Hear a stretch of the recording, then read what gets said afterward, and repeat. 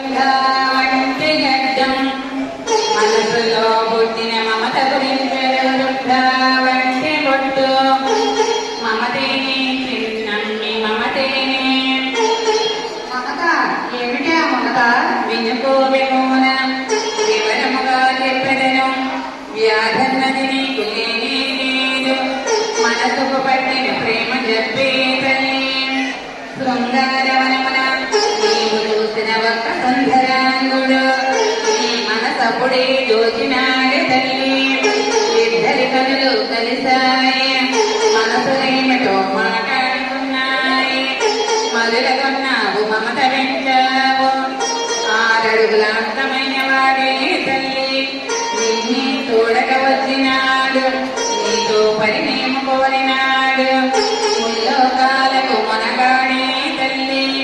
ఆదిదేవుడు అతడేని కాలం తెలియక నీవు చెలికత్తెలతో రాళ్లతో కొట్టించి పంపినావి తల్లి నీ వలన అతడు బాధపడుతున్నాడు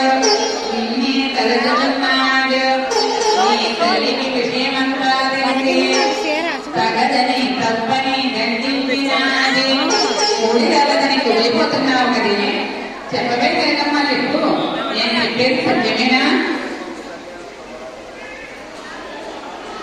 నీవు దేవబలమన్నాడు నరులడ్డబడితే తెలిసేది కాదు నీ మనవు ఓయ్ అమ్మ మారు మాట్లాడని మనవు ఒప్పుకోవే ఏమిటేమిటే నీవనేది ఎవరో దారిని పోయే దాని నుంచి పెళ్లి చేయమంటావా పుస్తకం గోపురానికి ముడిపెడతావా చాలు చాలు పెంచుతావు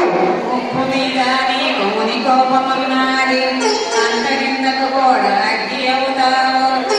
కళ్ళెట చేసి కస్సు రుసులాడిన కాకల కార్యం కాకుండా పోయే తల్లి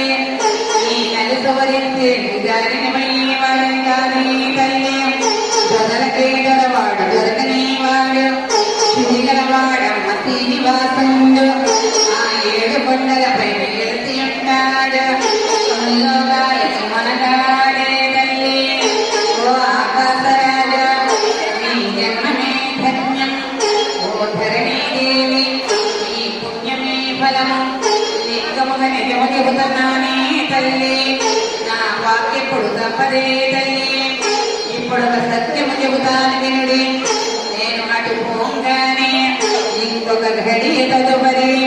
ఇక్కడకు ఒక యోగిని మాత వచ్చి పెళ్లి ముచ్చట్లాడదరు అరమరేక సరిలేనుడి నీకంతా శుభమే జరిగినే తల్లి నీ దిగులంతా తిరుగుపోనే తల్లి నీ పెళ్ళైన తదుపరి మరలవచ్చుదని అప్పుడు నాకు ఒక పట్టు చీర పట్టు వెంట పెట్టించలే తల్లి పెట్టిస్తాడే పోయి వచ్చదనే తల్లి